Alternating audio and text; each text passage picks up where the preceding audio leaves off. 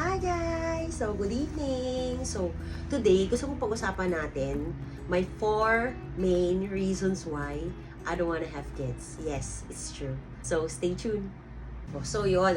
Ang story niyan, alam ko, during college days, parang nababanggit ko sa mga friends ko na, ay, wala, ayoko magkaanak. Ganon. Yun kasi nababanggit, parang never akong naka-imagine na on my 20s, na may asawa ko, na magkakaanak ako. Parang never kong na-imagine yun. Pero hindi pa clear sa akin eh. Why? Parang ayaw ko lang talaga siya. Kasi nga, parang wala akong reason actually. Pero nung tumagal na, nag-20s na ako, nung 30s na ako, lalong luminaw yung reason ko why I don't like to have kids. So, ito sinulat ko siya. So, I have 4 main reasons.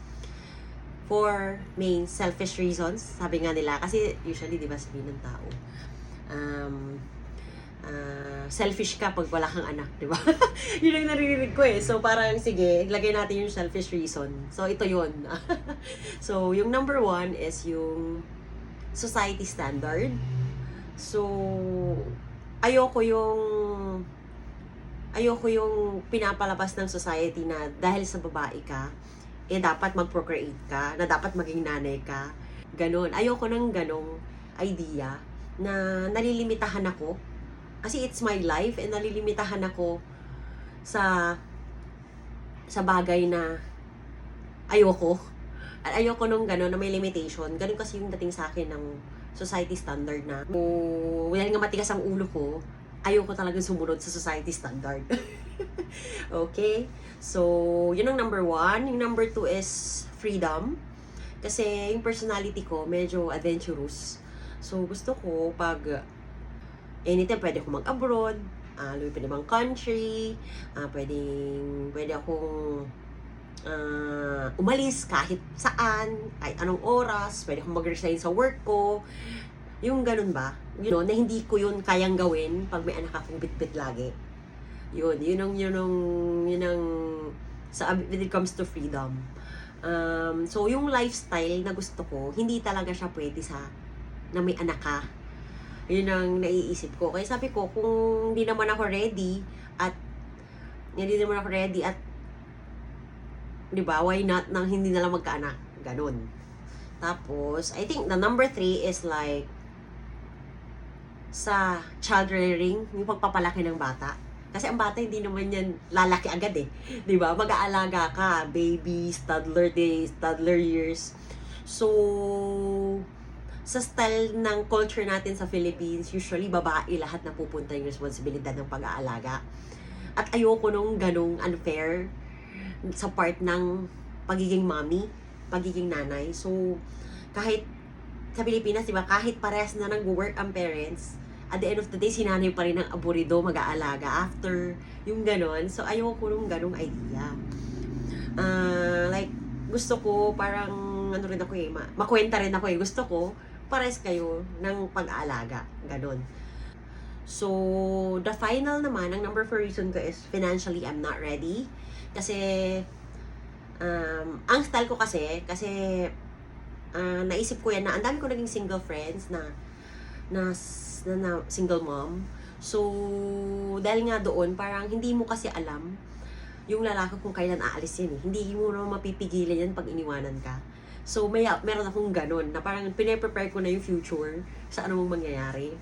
So, gusto ko na kapag umalis ang lalaki, kaya kong buhay mag-isa yung anak ko. Ganun. Ganun ang style ko. Kaya, kung yun ang isipin, hindi ako financially ready. So, yeah, yun I think ang reason ko. So, usually sinasabi ng tao na mag-aalaga sa'yo, walang ganyan, I don't care, kasi it's my life. Parang ako, ayokong mapakontrol kahit na sinong tao, kahit family ko, friends, wala. Kasi sa akin, kaya nga ako binigyan ng sariling utak eh, di ba? Para magkaroon ako ng sariling desisyon para sa sarili ko. Kung para sa akin, kung ano yung makakabuti sa'yo na desisyon, go! Para sa akin, huwag kayong magpa-control sa ibang tao, sa society. Kasi, para sa akin, at the end of the day, ikaw maghihirap eh. Pag nagkaanak ka, tas mag-isa mo, ikaw mahihirapan. Para sa akin, to each his own. Parang, ang conclusion ko lang dyan, Walang mali na pinili ko maging single, walang mali na pinili mo magkaroon ng family. It's all about choices. Sa akin, yun ang choice ko para sa sarili ko. So sa akin, just respect each other's choices. Yun lang gusto ko na magparating sa message na to na kung single ka, huwag kang ma-pressure. Kasi, ba't kang pressure? It's your life, you know? Para sa akin, you just have to accept na may pros and cons ang lahat ng bagay. May pros and cons ang magkapamilya. May pros and cons din ng single na walang anak. So, for me, it weighs the pros, it weighs the cons. Parang yung pros mas mataas kaysa yung cons sa akin based on my personal choices. So, ako, I decide, kaya yun ang decision ko until now. I'm 37 already, but I never really imagined like I could have kids anytime or like anytime soon. Like, parang I decided, I'm actually 90% decided na hindi talaga. Na okay na ako ng single life na with a partner siguro, pero yung makakaanak pa, hindi na siguro. Hindi na. Kasi nga, yun yung reason. So, yun lang, yung message ko. So, like and subscribe, guys. Good night. Bye.